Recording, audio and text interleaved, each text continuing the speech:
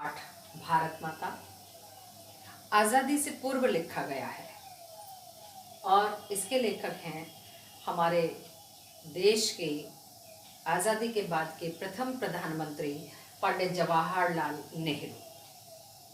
पहले मैं थोड़ा सा पाठ के विषय में और लेखक के विषय में आपको स्पष्ट कर दूं, उसके बाद हम आज इस पाठ के अभ्यास प्रश्न और उत्तरों पर चर्चा करेंगे। पंडित जवाहरलाल नेहरू, जिन्हें हम चाचा नेहरू के नाम से भी जानते हैं, का जन्म इलाहाबाद के एक संपन्न परिवार में 1889 में हुआ था। इनके पिता प्रसिद्ध वकील थे मोतीलाल नेहरू जी, आप सभी जानते हैं।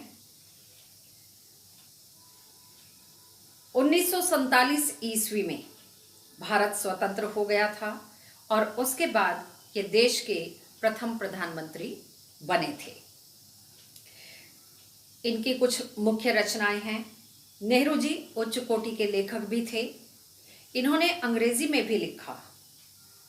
इनकी रचनाओं का हिंदी सहित अनेक भाषाओं में अनुवाद हुआ। कुछ मुख्य रचनाएं मेरी कहानी अर्थात इनकी आत्मकथा, विश्व इतिहास की झलक, क्योंकि इन्होंने देश विदेश की बहुत यात्रा की थी, हिंदुस्तान की कहानी, जिसका अंश 5वां अध्याय भारत माता आज हम पढ़ेंगे। पिता के पत्र पुत्री के नाम, बड़ी अच्छी सी एक किताब है, सभी को पढ़नी चाहिए। लेखों और भाषणों का संग्रह है, हिंदुस्तान की समस्याएं, स्वाधीनता और उसके बाद, राष्ट्रपिता, भारत की बुनियादी एकता तथा लड़खड़ाती दुनिया। आज का हमारा विषय है भारत माता, जो हिंदुस्तान की कहानी का 5वां अध्याय है।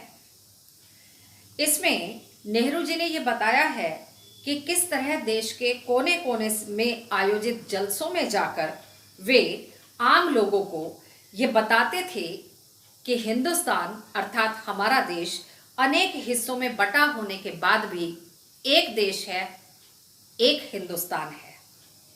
इस अपार फैलाव के बीच एकता के क्या आधार हैं और क्यों भारत देश एक है, जिसके सभी हिस्सों की नियति यानी भाग्य एक ही तरह से बनता और बिगड़ता है।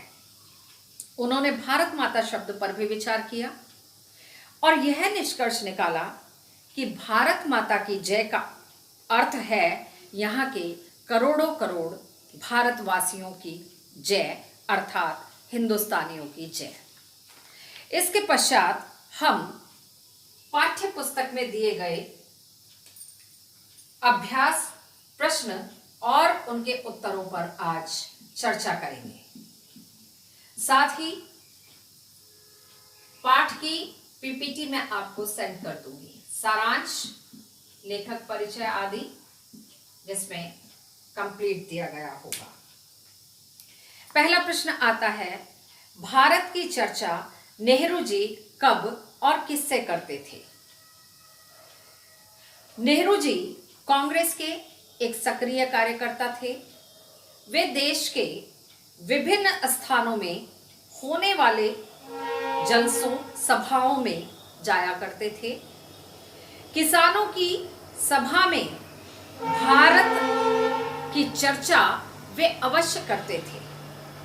उन्हें ऐसा लगता था कि किसानों को संपूर्ण भारत के बारे में बहुत जानकारी नहीं है या कम जानकारी है तथा उनका दृष्टिकोण भी सीमित है, यानी समझ का दायरा भी उनका सीमित है। वे उन्हें बताते थे कि हिंदुस्तान का नाम भारत इस देश के संस्थापक के नाम से ही हुआ है या पड़ा है। भारत शब्द मूलतः संस्कृत शब्द है। इस देश का एक हिस्सा दूसरे से अलग होने के बावजूद भी यह संपूर्ण देश एक है और यही भारत है तथा इसे हमें सबको संघर्ष कर, प्रयास कर अंग्रेजों से मुक्त कराना है, जिसके लिए हमें आंदोलन करने हैं, और उन लोगों को चाचा नेहरू आंदोलन की प्रेरणा भी देते थे या आंदोलन के लिए प्रेरित भी करते थे। दूसरा प्रश्न आता है, नेहरू जी भारत के सभी किसानों से कौन सा प्रश्न बार बार पूछते थे?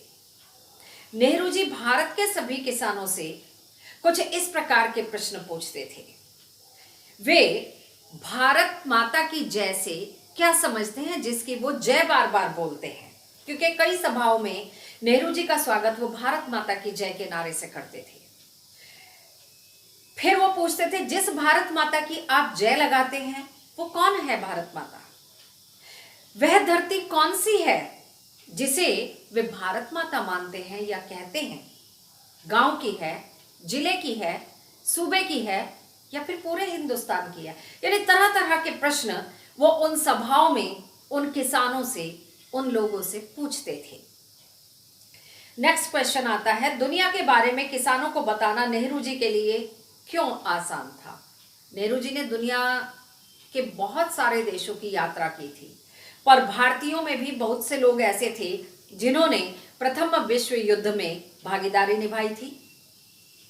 कुछ ऐसे लोग थे जो विदेशों से नौकरी करके भारत लौटे थे और बाकी लोग ऐसे थे जिन्होंने 1930 की मंदी का सामना किया था, उसको झेला था। और बहुत सारे लोग ऐसे थे जिन्होंने देश के चार धाम, जो देश के चारों कोनों पर स्थित हैं, उनकी यात्रा की थी और वेद पुराणों का अध्ययन भी किया था। तो ये कुछ मुख्य कारण ऐसे हैं जिनके कारण से नेहरू जी को उन लोगों को देश विदेशों के बारे में बताना, समझाना आसान लगता था।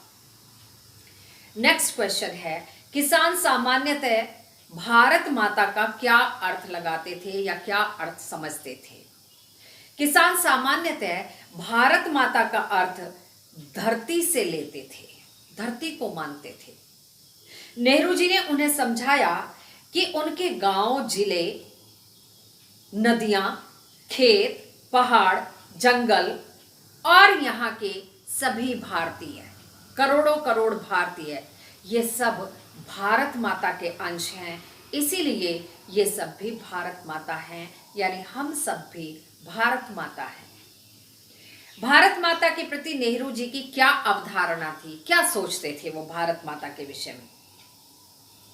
भारत माता के प्रति नेहरू जी की अवधारणा कुछ इस प्रकार की थी कि यहाँ की धरती, पहाड़, जंगल, खेत आदि सभी कुछ, यहाँ इसके साथ साथ यहाँ के करोड़ों करोड़ भारतवासी सभी भारत माता हैं। भारत जितना भी हमारी समझ या उससे भी कहीं ज्यादा व्यापक विस्तृत है, उससे मतलब भारत माता से है। और यहाँ अर्थात भारत माता की जय करने से तात्पर्य इस पूरे व्यापक विस्तृत हिंदुस्तान और इसमें निहित जितने भी नदियां हैं, पहाड़ हैं, लोग हैं या जमीन है यहाँ की, उन सब से तात्पर्य भारत माता से है, जिसकी आप बार बार जय बोलते हैं। नेक्स्ट क्वेश्चन, आजादी से पूर्व किसानों को किन समस्याओं का सामना करना पड़ता था? इससे पहले मैंने आपको वे आंखें कविता पढ़ाई थी, उसमें ये स्पष्ट किया गया था कि आजादी से पूर्व किसानों को किस तरह की समस्याओं का सामना करना पड़ता था। आजादी से पूर्व किसानों को गरीबी से जूझना पड़ता था, कर्जदारी से जूझना पड़ता था, पूंजीपतियों के शिकंजे में वो ऋण लेकर जकड़े जाते थे और फिर जमींदार, महाजन, कोतवाल आदि सबके अत्याचारों को झेलना पड़ता था। लगान कई बार वो नहीं चुका पाते थे, फसल बर्बाद हो गई, अकाल पड़ गया। इसके कारण से इन सभी लोगों के अत्याचार उन सब किसानों को झेलने पड़ते थे और ब्याज न चुकाने के कारण वे आंखें कविता में ये स्पष्ट किया गया था कि उसका घर द्वार, परिवार सब कुछ नष्ट में नष्ट हो गया था। तो वैसी ही स्थिति थी। इसके बाद आता है पाठ के आसपास। आजादी से पहले भारत निर्माण को लेकर नेहरू जी के क्या सपने थे? क्या आजादी मिलने के बाद वे साकार हो पाए? आजादी के पहले भारत निर्माण को लेकर नेहरू जी के सपने कुछ इस प्रकार थे। किसानों को जमींदारों, महाजनों आदि के चंगुल से मुक्त कराएंगे, वो कर्ज मुक्त रहेंगे। देश में औद्योगिक क्रांति लाएंगे, विज्ञान और तकनीक की शिक्षा प्रदान करेंगे और देश की गरीबी दूर करेंगे। हालांकि वो इतने वर्षों में हो नहीं पाई है। उनके ये सपने आजादी मिलने के बाद पूर्ण रूप से साकार नहीं हो पाए। सरकारी अनिच्छा, वोट की राजनीति, जातिगत राजनीति आदि के कारण किसानों की समस्याएं पूरी तरह से समाप्त नहीं हो पाई हैं। भ्रष्टाचार के कारण अव्यवस्थित विकास हो पाया है, पूरा विकास नहीं हो पाया है। उद्योग स्थापित तो हुए हैं परंतु सीमित क्षेत्रों में, सभी जगह नहीं हो पाए हैं। गरीबी का आज भयानक रूप हो गया है, विस्तृत हो गई है, फैल गई है, भयावह स्थिति उत्पन्न हो गई है, समाप्त नहीं हुई है और आम जन सुविधाएं सभी तक नहीं पहुंच पाई। यह आज की स्थिति है। दूसरा क्वेश्चन आता है, भारत के विकास को लेकर आप कैसे सपने देखते हैं? मैं जहां तक अपनी बात करती हूं, मेरे सपनों के भारत में सबसे पहले किसान कर्ज मुक्त होना चाहिए और जितने भी साधन और सुविधाएं किसी साधन संपन्न व्यक्ति के पास होते हैं उतने सभी में बराबर बांटे जाने चाहिए। सभी भारतीयों को मूलभूत आवश्यकताओं में आता है रोटी, कपड़ा और मकान, वो पर्याप्त मात्रा में मिलना चाहिए। ऐसा नहीं कि एक टाइम भूखे सोना पड़े। शिक्षा का अधिकार सभी को मिलना चाहिए। ये जो हमारे यहाँ लेबर कानून बनने के बाद भी आज भी बच्चे काम करने को विवश हैं, वो समाप्त होना चाहिए। देश के कृषि और औद्योगिक क्षेत्रों में विकास होना चाहिए ताकि सभी को बेरोजगारी से ना जूझना पड़े, अर्थात सबको रोजगार मिल सके। तकनीकी क्रांति इस कोरोना काल में काफी हद तक आ चुकी है पर और की आवश्यकता है। सभी को तकनीकी ज्ञान होना चाहिए और यदि मुझसे पूछा जाए तो देश के हर 18 साल के युवक और युवती होने पर अपने देश की फौज में कम से कम 2 वर्ष का अपना योगदान अवश्य देना चाहिए, हर एक को देना चाहिए, ताकि हम सब में देश प्रेम की भावना जागृत हो। हम चाहते तो हैं कि बच्चे जाएं, पर साथ में हम ये भी चाहते हैं कि हमारे बच्चे नहीं, पड़ोसियों के बच्चे जाएं फौज में। नहीं, सबको ये बराबरी का वो होना चाहिए, सबको समान अधिकार मिलने चाहिए। इसके साथ साथ ये जो जाति की राजनीति होती है, आधारित होती है, इसके कारण से कई बार दंगों की स्थिति, देश में अशांति का वातावरण पैदा होता है। ये भी समाप्त होकर देश में शांति का वातावरण निर्मित होना चाहिए, तय होना चाहिए। नेक्स्ट क्वेश्चन, आपकी दृष्टि में भारत माता और हिंदुस्तान की क्या संकल्पना है? आप कैसा विचार रखते हैं? मेरी दृष्टि में भारत माता और हिंदुस्तान की संकल्पना में ये सब चीजें सम्मिलित हैं। यहाँ के लोग, पर्वत, नदी, पठार, समुद्र, वन, पशु पक्षी, खेत, यहाँ की विशेष रूप से संस्कृति और सभ्यता, और यहाँ के रहने वाले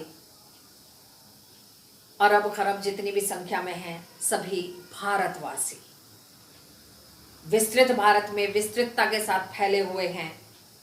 उन सब से मिलकर ही ये भारत बनता है और सच्चा भारत बन सकता है।